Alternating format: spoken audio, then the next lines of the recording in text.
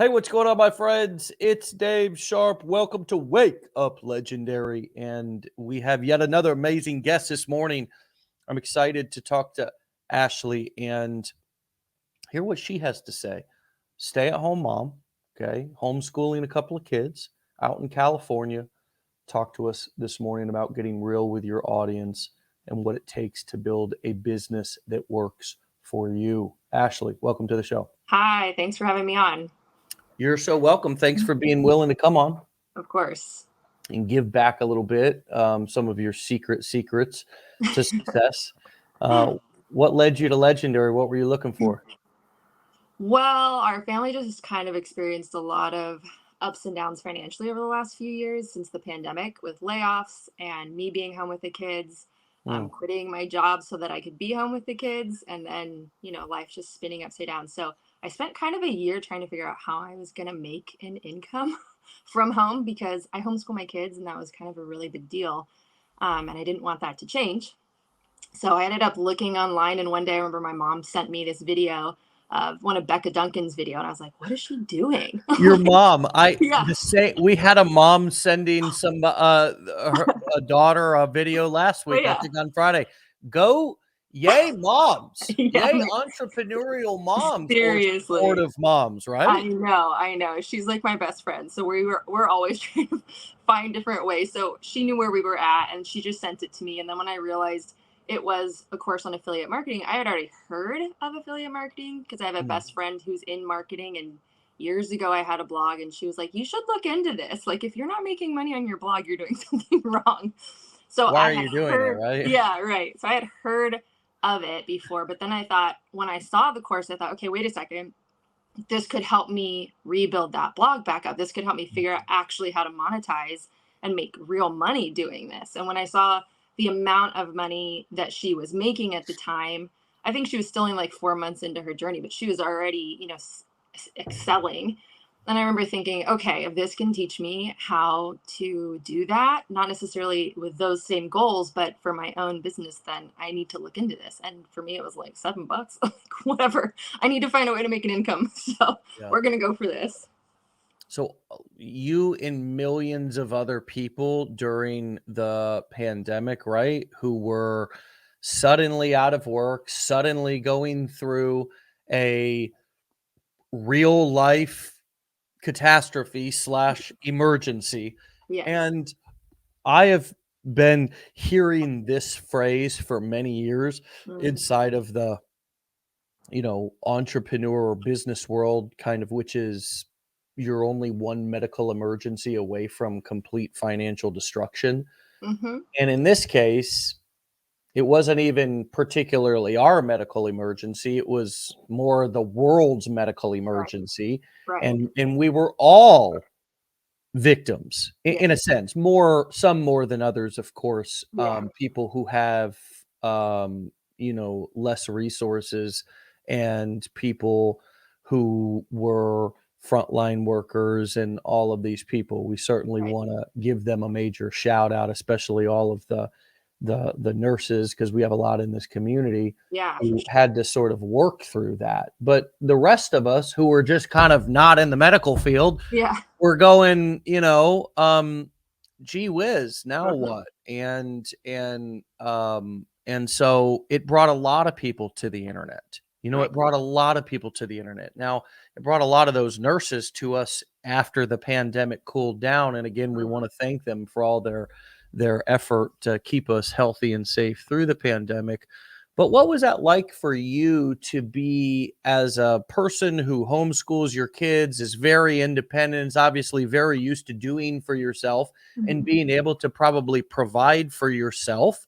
What was that like for you to be now locked inside? Let's go back to that time when that hit.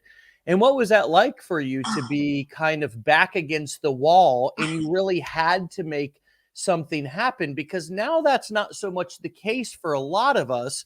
And Right. it's easy to slip back into complacency, but go back to that time and tell us what that was like to be in the middle of the pandemic and have, need money. Yeah, therapy. Therapy is what it was like. Like, no joke. I ended up seeking out, I was kind of doing a little bit of therapy pre-pandemic and stopped because I was feeling really great. And then when you're thrusted into, I had quit my job 4 weeks before we locked down with the intention of starting a business. And then we went into lockdown, and my kids were at like a home daycare kind of situation, a local place. And they were home full time. So I went into stay at home full time, stay at home mom life. That wasn't the original intention. So, and for me, I think knowing that I could have a job that could make me plenty of money, like there was just so much psychological and emotional stuff that went with that. So when the pandemic started, it was just, I felt a little bit forced. I mean, I'm sure a lot of people did. Like you feel stuck, and I think that feeling starts to feel a bit overwhelming. And then about midway through is when my husband got laid off, and he was laid off for a year, And so during that time, we went in forbearance on our home because we're like, we're not gonna be able to make these payments, mortgage payments, even with unemployment. Like that's not gonna help pay for the bills, It's not gonna cover anything that we really needed to cover. So we had to make some hard decisions. So it was a really rough go. I mean, really roller coaster. Like there were some times where like, this is really nice. My husband's actually home. I'm actually home. Like we're spending time as a family like that. We're eating meals together as a family. So Yeah. there were some positives to it, things that we realized that we actually liked. And at the same time, you feel trapped. So it's just this weird duality. Yeah. Yeah. And thankfully, you started to develop some of those skills during that lockdown. When did you end up finding us, and what was the timeline a little bit? Because um, I'm caught up to the lockdown now, but I forget when exactly you found us and took the challenge. I found you guys in February. So it was a Just year of this this year. this year, yeah. It was Wow. a whole year of just like, do I need to go back to work?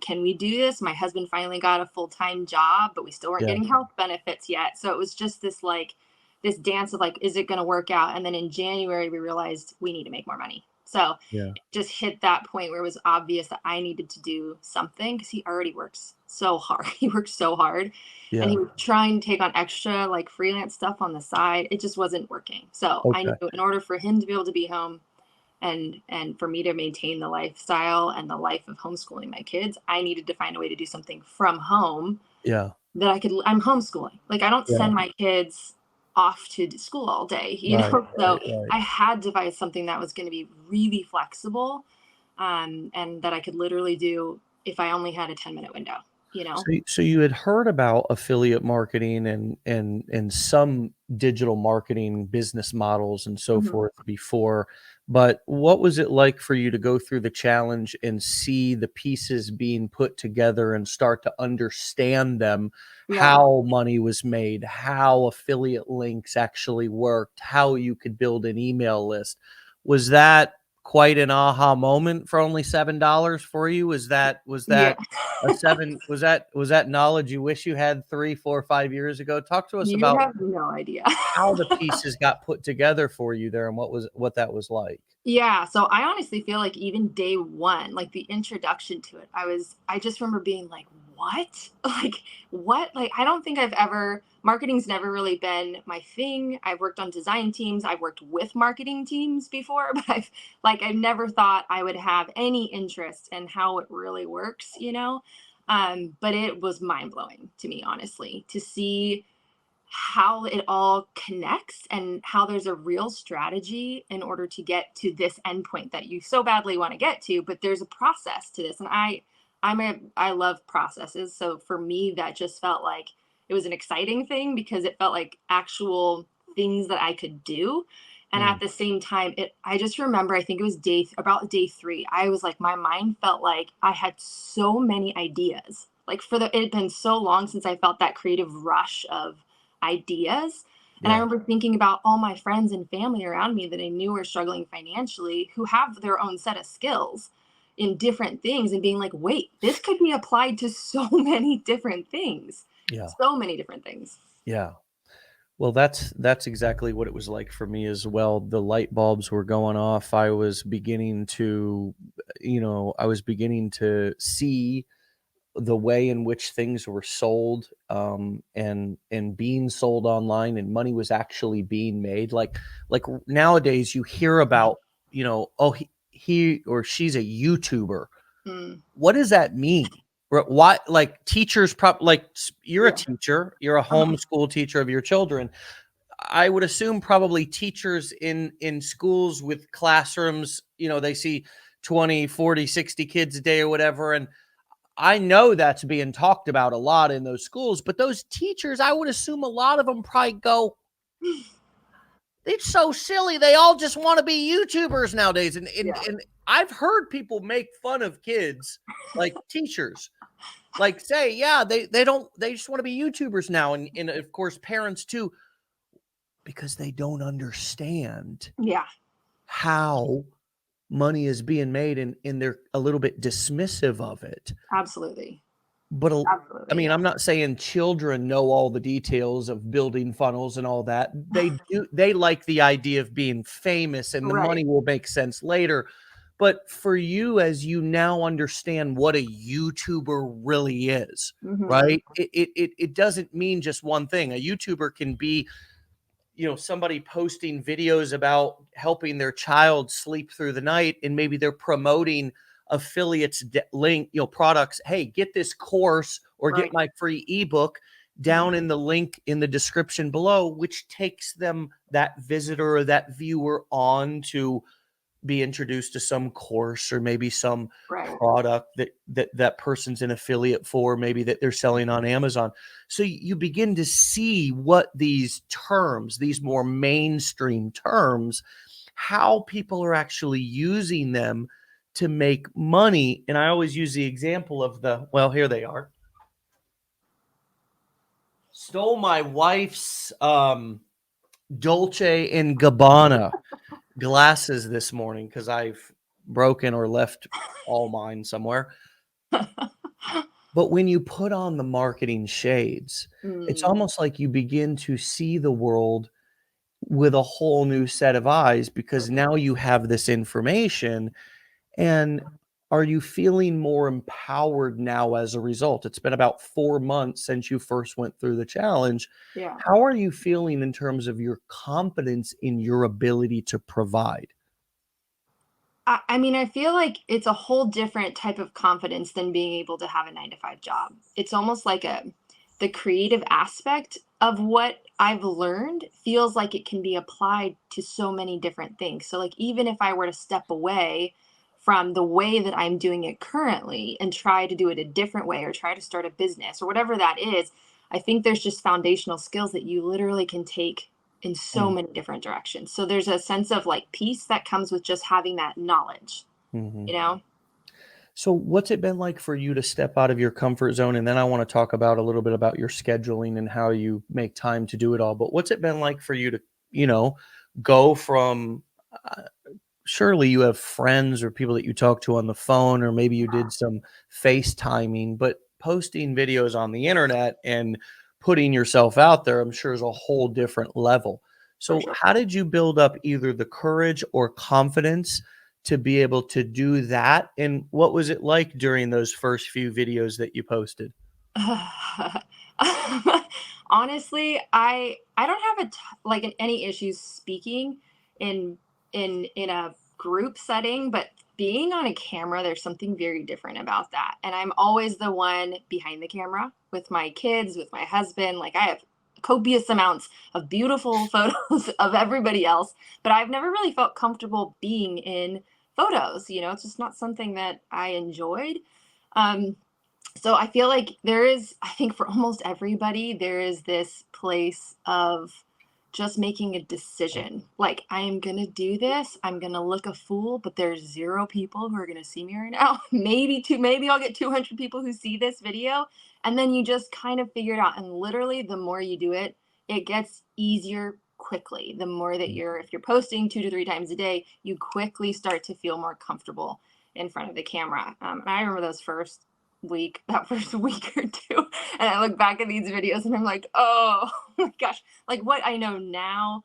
Um i it was, kind of cringeworthy, but Sure. it was okay. I think I had seen enough, even some of these wake up legendaries, to know that that was a really normal experience for people. But Yeah. a lot of people felt that way when they first started. Even some of the ones that I think a lot of people would look up to, you know, who are really successful with this, have had that same exact experience, felt the Yeah. same exact way when they started. So Yeah. I think when you have that understanding, you go into it knowing, okay, literally almost everybody who does this feels this way when they start, then it feels a little less scary, you Yeah. know? And that's been one of my main missions on the show, is to normalize those feelings of being new, right? Right, right. Because it's like, you know, the reason why most podcasts are not really the right material for most people to be listening to who are trying to start a business is because you're sitting there listening to somebody who's in year 10 or 15, or who's a multi millionaire. Yeah. And I'm telling you right now, I've been in this game. I am that person, and it's a different experience today than it was in the beginning. Mhm. And so it's when you're sitting here listening, and a lot of people drive themselves crazy trying to just endlessly consume guru podcast and read all these business books and all this stuff. And honestly, that stuff is a detriment to you at the beginning, because it makes you overthink stuff and compare yourself to people who For have sure. been doing it literally for likely a decade more than you have at least. Right. And they are gonna be talking clearer, smoother. They're gonna know what they're talking about. They're gonna sound like they know what they're talking about, because they do know what they're talking about. And here you are on day one comparing yourself to their day 10,000, and you Yeah. don't get good ideas. Trust me, no new person walks away from a business podcast listening to any of these gurus, man. Even if it was me talking to one of my guru friends, Mhm. you're going to be interested. It's going to be interesting, but you're Mhm. going to leave the podcast 9 times out of 10 feeling overwhelmed and like I could never be like them. Right. Right. And Mhm. so when we're new, we got to be real careful about what we consume. We got to actually stop a lot of the consuming, or Mhm. if not all of it, and start really like guarding our ears and our eyes, For sure. because a lot of the stuff that we think, oh, this is what I need to be doing now. I need to be, I'm going to totally immerse myself in business stuff and be listening to podcasts all the time and be listening to different gurus. The number one thing that you will experience when you're new, folks, I'm talking to everybody here, 447 of you that are listening live, and the thousands that will hear this after. The number one killer of your success is your comparisonitis and your thinking that you are not good enough. That's the number one, and that turns into distractions. And because now all of a sudden, well, I need something else to make me better. I need to buy this thing. I need to enroll in this thing. I need to have this business. I need to have all this other shit. And it is all because you did not clear your plate. Instead, you put more shit on your plate, and more voices and more people, and it's a way in which we self-sabotage, right?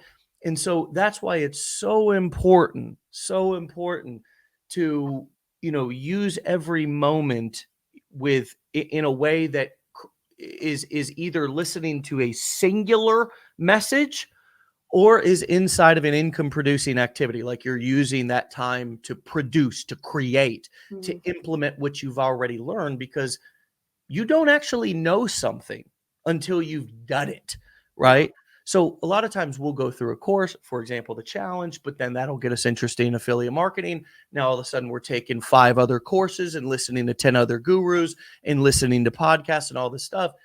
And the most powerful thing you can do, which is exactly what we do right here on Wake Up Legendary for free, by the way.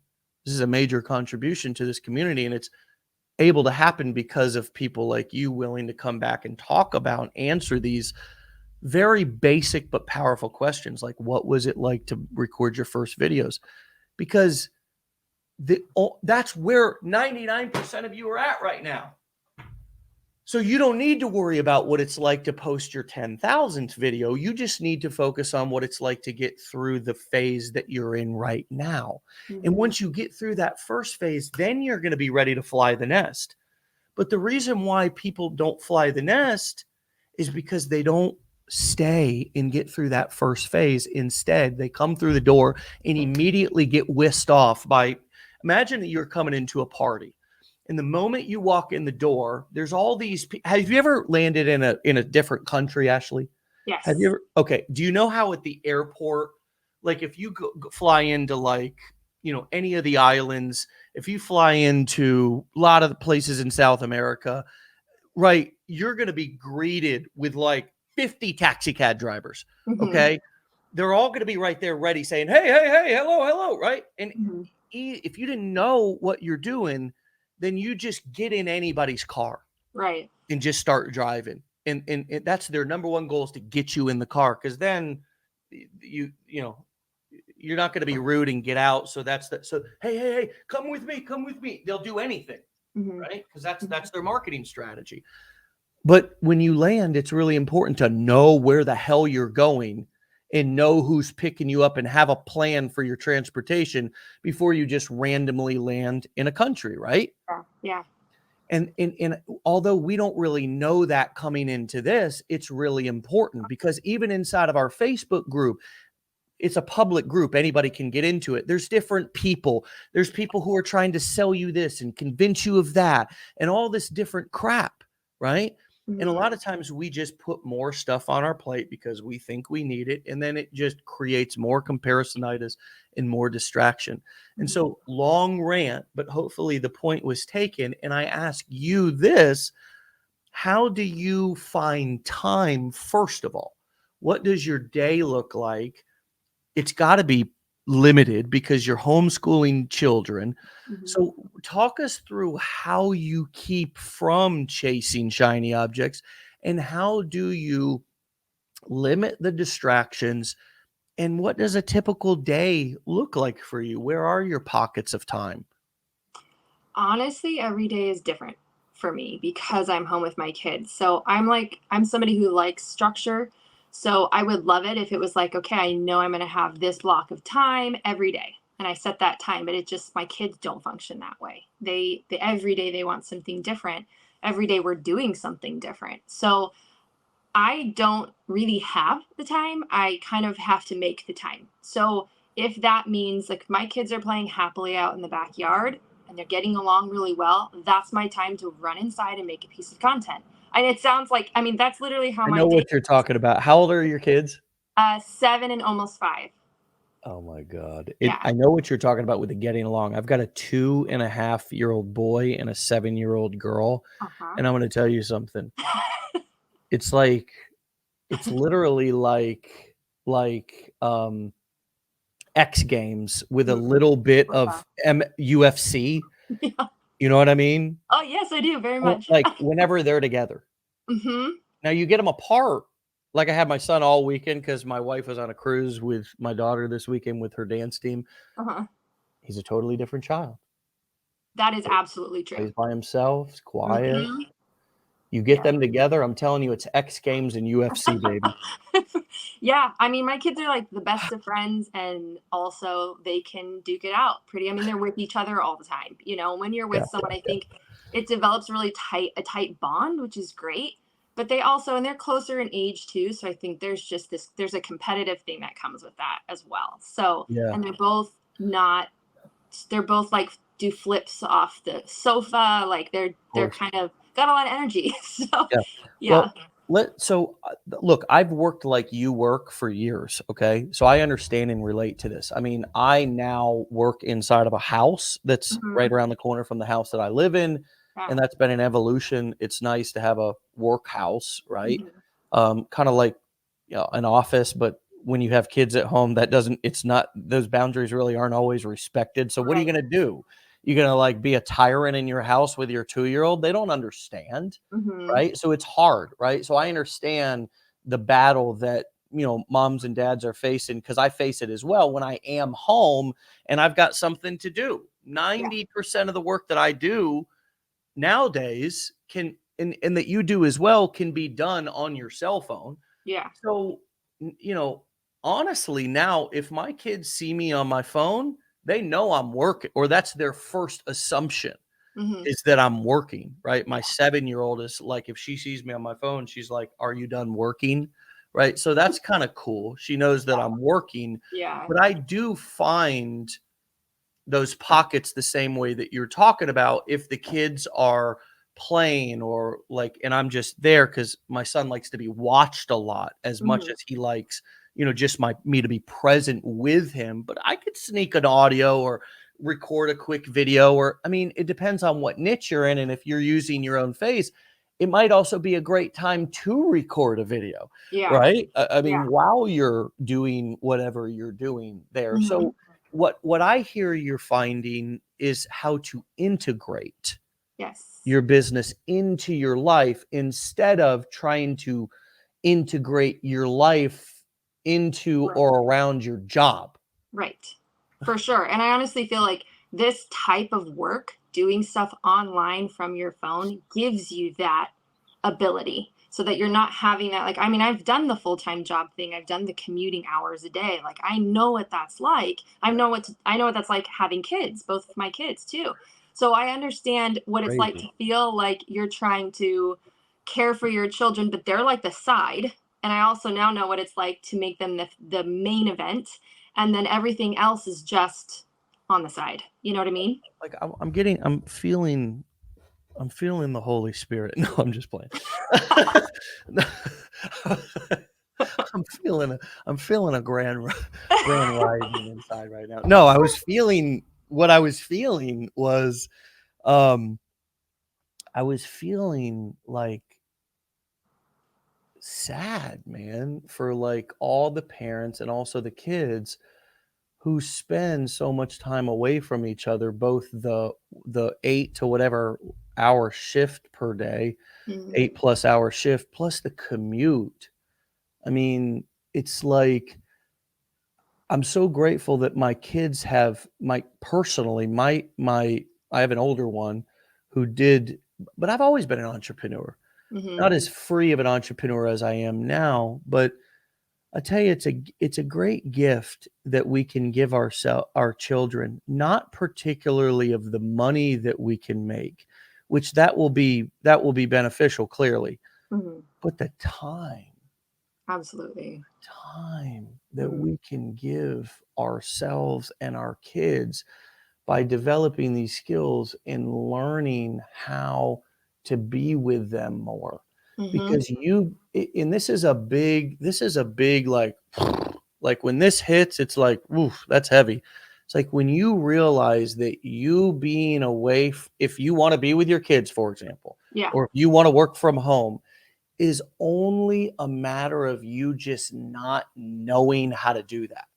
It's not, but most people believe that it's too good to be, or a lot of people For believe that it's sure. too good to be true, or it could never happen to them, or they're just like, I'm a 9 to 5 or whatever.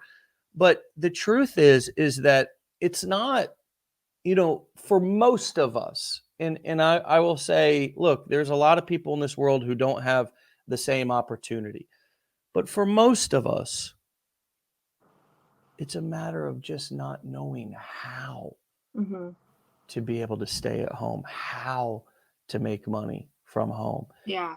And that makes it like, oh shit, it's my responsibility, right? Mhm. Have you noticed a shift in your mindset in what you view that you are powerful over and what you are powerless over, right? It's a shift, I think, that I had, and I think a lot of people have it. How would you describe your mindset or mental shift from the employee mindset to the entrepreneur mindset? Well, I wasn't able to make that shift until I got past the idea that my value and worth was dependent upon my job. So, for years, unintentionally, my parents are great parents. I was very fortunate to have the upbringing that I had. But I also was instilled with this. My dad was very clear: you need to have a degree, you need to be able to support yourself because you don't know what life is going to throw at you. So, I always had this. I needed to make as much money, if not more, than my husband. This is how it was for me for a very long time. And I worked really hard. I made really good money. But once I was able to understand that who I was as a person, that job said nothing about that. And I was able to see my value and worth without it is when I actually went, maybe I want to be home with my kids. Like Wow. it was a really huge shift. And this was something I spent months in therapy working on. And when I came to that realization, it was my life literally changed. Like I went from thinking I needed that, I wanted that, to I don't need that or want that. That's not actually what I want out of my life. It's a really big deal. So, I mean, it really goes to show, and again, it's not about finding fault or blame, because our parents did the best that they could with what they had. Right.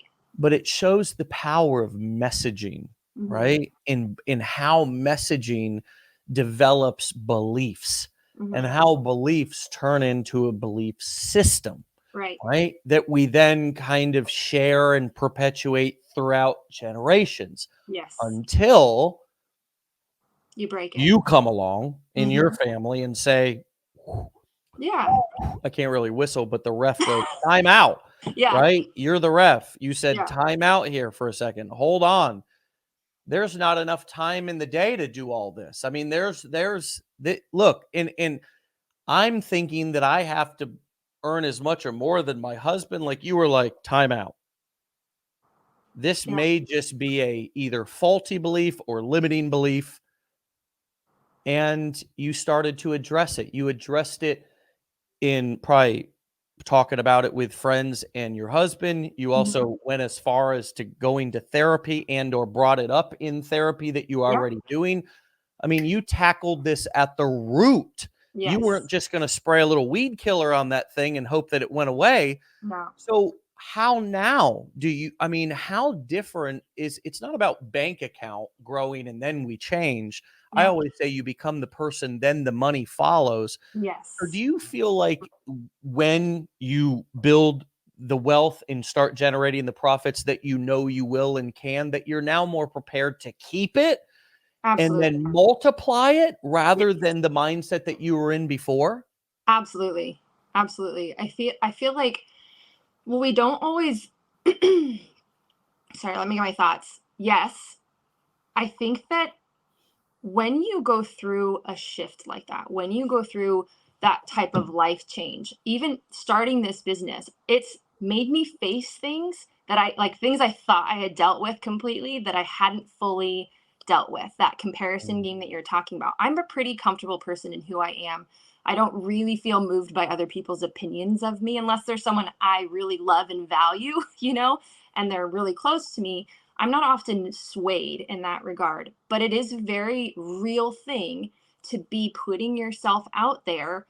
There's a lot of stuff that you realize from your own past and your own beliefs, those limiting beliefs that will come to the surface. It is inevitable. If you haven't dealt with those things, they will come to the surface when you're trying to do or start a business like this, They will. especially when you're showing your face. They will. Especially.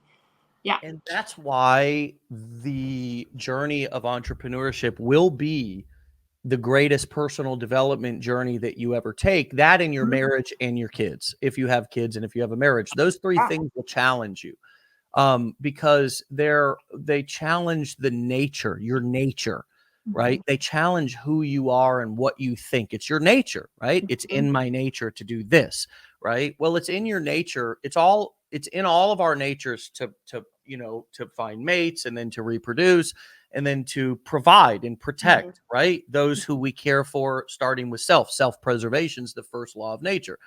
And so it's like this will, as you said, bring up all the things that are already in your nature, the belief systems that you've built, and there will be a choice, and it's always a simple choice whenever one of those comes up. The choice is this: blame it on somebody else or take responsibility. It's Mhm. always that. It's Yeah. never anything different. Yeah. In a marriage, it's my partner. If he would just change, he would just change. Okay. Right. The kids, it's these little hellions. Yeah. I can't, they're out of control, right? And with a Mhm. business or providing or right, the boss sucks or the government this or the president that or it, you know, whatever. I Mhm. mean, what are the excuses that we make? I mean, just doing this, right?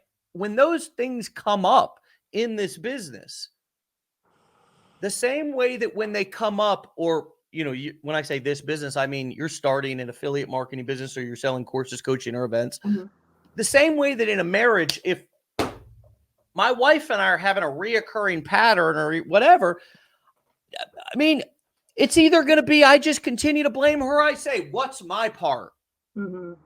What am I doing? What can I change? Right. What do I have control over? What do I have control over? Let me start there. Because one of us has got to start the change. Absolutely. First, one of us has got to be the first one to say, I'm sorry or whatever, right? Same thing with kids. And even worse, because they're children. They don't know. They're 2. Yeah. They're not hellions. They're who we made them. Mm-hmm. And now a mom or a dad could say, well, that's how God made them. It is nature versus nurture, but that's also how you made them. God gave them to you to take care of. Right. Now we get into this business and we're like, oh, well, the damn software, or I can't believe this costs $97 a month or whatever. Or can I find one for free? Or it's always the same. If you hang around in this community enough, you'll see the simple little things that will take somebody out at first, that they'll blame somebody else and say, yeah, it's not worth it, right? Like software or simple shit. But those are all opportunities for you, me. When I say you, I mean me to look and say, ooh, I'm getting frustrated right here. Or, ooh, I'm having a hard time being resourceful. Because like all these software come with customer support departments, and there's thousands of people in our community. I mean, it's all you really got to do is be resourceful, and you can get help with anything, right? But that's maybe not in somebody's nature. So they're afraid to ask. That goes back to childhood when they raised their hand and got shamed in class. So they've never, right? And then it's just building, and all this shit that a business says, here's your shit to work on right here. You can work on it. But we either go, no, thank you, not my shit to work on. Or we say, all right, let's go. Yeah. It's time. Right? Yeah. And so it's a part of like both maturing, growing up, but also, as you said, seeing exactly what you have to work on and having the perfect opportunity to work on it right here in a format, in a process that not only can help you to develop into the best version of yourself, but also to make some damn money in the process. What comes up for you as I talk about this kind of almost transformation opportunity? I do feel like it's not any sort of transformation is going to be uncomfortable. And I think that that's what we need to be aware of in the process. Is it is okay and good to feel uncomfortable. And that was something that took me a long time to understand. If you don't like feeling uncomfortable and you walk away from things that are uncomfortable, you're not going to keep moving forward. You just won't. Because the reality is I had to rebuild my entire automation system. And that felt like, I mean, it was halfway, maybe a month ago that I did this. And it was like, what? Like everything just dropped on me. And I'm like, I feel like I'm starting over. I mean, I wasn't starting over, but the weight of that and feeling like my systems are down for days because I don't have the time to just sit here for hours on end and rebuild everything. But it doesn't change that, like, if I didn't do it, then I'd be stopping. Then it would be over. Right. So I think that you kind of just have to accept that it's uncomfortable. Like, no matter what you do, change is hard. And it is okay to feel uncomfortable. It's okay to struggle through it. And I read this book, Marie Forleo, I think her name is, and she has this book, Everything is Figure Outable. And I love she gives a lot of her own childhood and what her mother was like. She's a great internet marketer. Yes, she is. And I read this book years ago before I even thought of doing anything like this, as a friend recommended it. But I just love, like, that phrase in and of itself has stuck in my head. This everything is figure outable. And like, if you keep going, you will figure it out. There is a way to figure this out. So I feel like, if anything, and it's not just, yes, consistency is important. Those things are important. But I feel like if you just keep telling yourself everything is figure outable, you will be able to get there. You absolutely can. And why do we come in? Can anybody answer this for me? Just a single soul. Why do we start like a business, for example, because I see this across, you know, I mean, I'm in the online business space. I'm a businessman. I'm a business man. Ah! Hit him with the Jay-Z right there. Don't get me started now. Uh, might even drop a verse. Might even drop a bar out here. No, I won't do that. Embarrass myself. I've been in this space for a long time, and we say get comfortable being uncomfortable. What does that mean? It means the same damn thing that it means for every other thing in life. Yeah. Name one single thing that was easy as hell the first time you did it. Mm-hmm. I mean, name that you just walked in and it was just like, I got this. I can do it in my sleep. Right. No, nothing. Right. From the moment that you popped out of the womb, Mm-hmm. you were trying to do it all and you could do nothing. And then you tried to walk and you were an idiot, a bumbling, fumbling, falling idiot, just like the rest of us. Yeah. And that's how it was every single time we tried to do something new. We sucked at it. We had no experience with it. We didn't understand the game. We didn't understand the mindset you had to have. We didn't understand the rules. And the other, you just talked about setting up your mechanics or your systems or whatever a moment ago, and I thought it's the same exact way that you feel like when you bring a piece of furniture home from IKEA and you put it out on the floor and it's like, Jesus Christmas, Installation. I don't have time for this shit, Yeah. or a Lego set or whatever, Yeah. I mean, it's like, oh my God, or like a puzzle for Christmas sakes. Why do we pour? Oh my God, I'm so like, that's the challenge is the thing. The challenge is the fun. I mean, it's the same thing with a Lego set. We buy a kid a Lego set. We don't give it to them already put together. We say, here, you little shit, go spend 15 hours trying to figure this thing out. And they go, yay, and they start building stuff and putting stuff together, and whether you're following the instructions or not. But for some reason, when we start this, person after person are surprised that there's things that are hard. We act surprised when, why do you think we do that? And what do you tell people when you can tell that they have unrealistic expectations and are getting frustrated too soon? My husband says something to me all. So he and I are polar opposites in every way you can imagine. But one of the things he is way better at than me is enjoying the journey. He loves road trips. And I'm always like, let's just get there as fast as possible.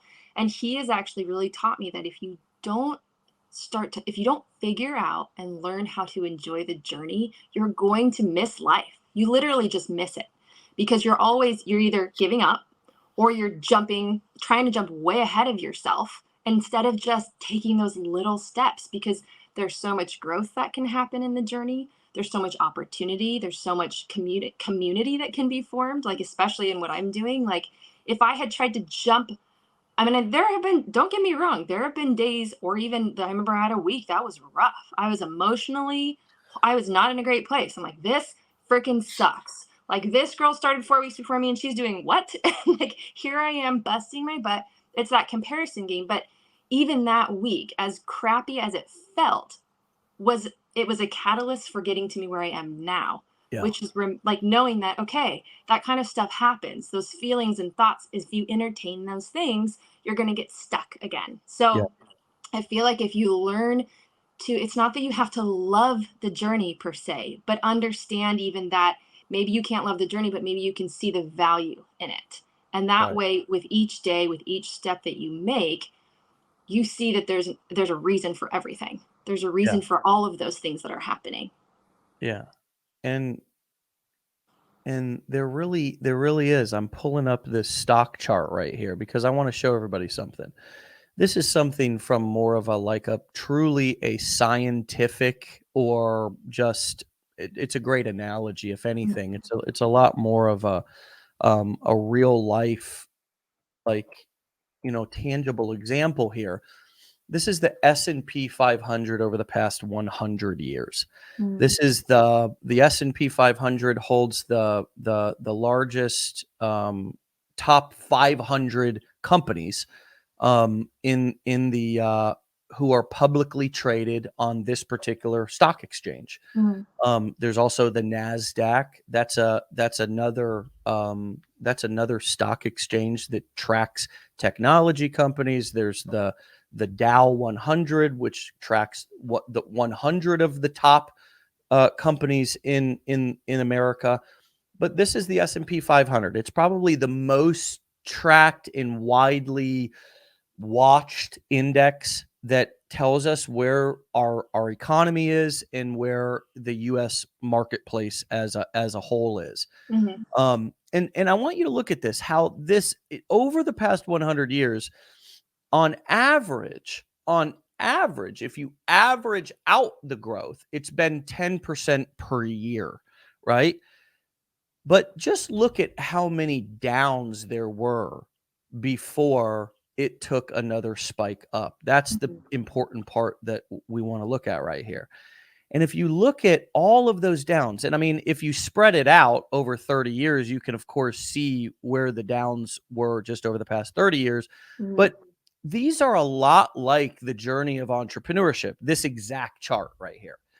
And the reason why I bring this up is because those downs can feel like the end of the world. They really can, especially if it's a big drought, if it's like a boom, a crash. And there can be a lot of things that can make you feel like you're crashing, right? Like maybe you've built up a TikTok account or Instagram, and maybe it gets banned for some reason, or shadow banned, as we all like to call it. Maybe something else happens. But it's a big major crash. It's difficult to be able to see and trust that it's going to pick back up. And a lot of times we can pile on the catastrophic thinking during those downturns, during those crashes. But we have to understand where we're going and the value of the long-term game. And also the value of, even if something does go away or you lose something, the thing that you don't lose is you don't lose what you know. You don't lose what you learned. Nobody can ever take that away from you, right? And nowadays, it's once you understand the strategy, like, for example, a lot of the strategy at first is about, getting your mechanics set up, getting your funnel set up, and now you're ready, right? You're ready to post your first video. Then the strategy becomes, how do I get better on video? How do I create more compelling content? I mean, right? So you develop that skill. So say, for example, one of your accounts gets shut down, which happens from time to time. These platforms are finicky, right? You should never just have one account. Use social media. Don't let social media use you. Don't tiptoe around it. But even if you lost an account, say, for example, for me, what if I lost everything? I still know how to build everything back and get it right back going, picking up right exactly where I left off. Now, I might not have the same follower count, but I'm going to be driving traffic and building that back up a lot quicker than I did the first time. Why? Right. Because nobody can take away the skill set. Now, the other thing that I've built along that process is, of course, a large email list, which is where a lot of my sales are going to eventually start coming from. And I probably have multiple streams of traffic. But when you look at a chart like this, does this feel a lot like your journey already? Right? Absolutely. Yeah. And you understand that understand a little bit more, at least now, that this is what the journey is going to look like, right? Yes. Yes. For sure. And it's less scary because you've already been there. I watched this guy on YouTube who's a sailor, and he said, hey, once you have the information, meaning that you've done it before, it's less scary to go out sailing in big bad weather because you know what to do, right? It's not as scary as that first time. So as we wrap this up, we know you have children to take care of and homeschool and a business to build. What advice would you give yourself or anybody else back when you were new and just getting started? What would you tell yourself that you may have needed to hear that now you can share, but maybe it will be helpful for somebody who's in that position? What advice would you have given yourself, or what did you need to hear that you didn't hear you wish you would have? I feel like I did hear this, but I don't know if I grabbed it. So I honestly think that there are going to be times in which you're going to feel like giving up, like genuinely, like I don't know if I can do this. I don't know if I have the emotional ability or the mental ability to keep going. And there are going to be days, if not weeks, where you feel that way. If some For some it's even months, of feeling really down. But I honestly feel like if you keep going, if you keep trying, it does start to move up. And I can say this from experience. I pushed through the days and the weeks that I've had these feelings, these hard times, and I've actually gotten to a place that I feel like I can see the upward thing happening now. I can see that happening. But it took months of it doing this crazy thing, this up and down thing, for it to actually get there. Hi, baby. You're going to get mommy back right now, buddy. Okay, go out to daddy. Okay, love you. Yeah, just give me a minute, love you. Sorry. No, it's not. So sweet. So sweet. We can wrap up right now. He just woke up. Nothing official, nothing we need to do to perform for anybody. Let's just wrap up. Ashlee, thank you so much for your time. You go be with your children now. You deserve that. That's what you're working for after all. Yeah, And thank you for your time today, and come back and see me again for a follow-up and let us know how you're doing on your journey. Yeah. Okay. Thanks for having me. All right, Ashlee. See you later. Bye. All right. You can go follow Ashlee and find her on TikTok and Instagram at By Her Hand Co. Co. By Her Hand Co. Co at the end. At By Her Hand Co. My friends, what a beautiful way to end a show this morning with the voice of a child waking up from a nap, right? The beautiful, beautiful sound of a kid wanting their mother after they wake up. And I love that she's there this morning to greet him. And if that is your goal and dream and desire to be home more, then know that there's plenty of examples here in this community of how you can achieve that and people who are achieving that. And so let's get after it this week, my friends. It is a start of a new month, June 5th, start of the second half of 2023. Let's make this the best 6 months of any of your years. And if you're looking for extra support, remember we're doing daily coaching calls for all Blueprint students. We do this show, of course, for free for anybody who wants to listen into it. Even if you haven't taken our education or you're on the fence, it's okay. We're here to deliver value and spread the message of digital marketing, of selling information products, and of online entrepreneurship and what it can do for your life. So come and get it. Soak up all you can. And if you want to take our challenge, do so. It's only $7, 15 days of real value where light bulbs will be going off. And you can decide if you want to take it more seriously. You can decide if you want more accountability. You can decide if you want more coaching as you go through the process. And you can enroll in our blueprints if you choose. And you'll see what comes with that as you go through the challenge and develop your business plan, my friends. And we do daily coaching for all of those students, as well as ongoing workshops like Decade in a Day. And oh, by the way, coming up this week, at the end of the week, we have a mastermind in Orlando, Florida. So we're going to see a whole lot of you there. And then we're going to be streaming Wake Up Legendary from the mansion in Orlando on Friday. So make sure you don't miss that episode. It's going to be an exciting week.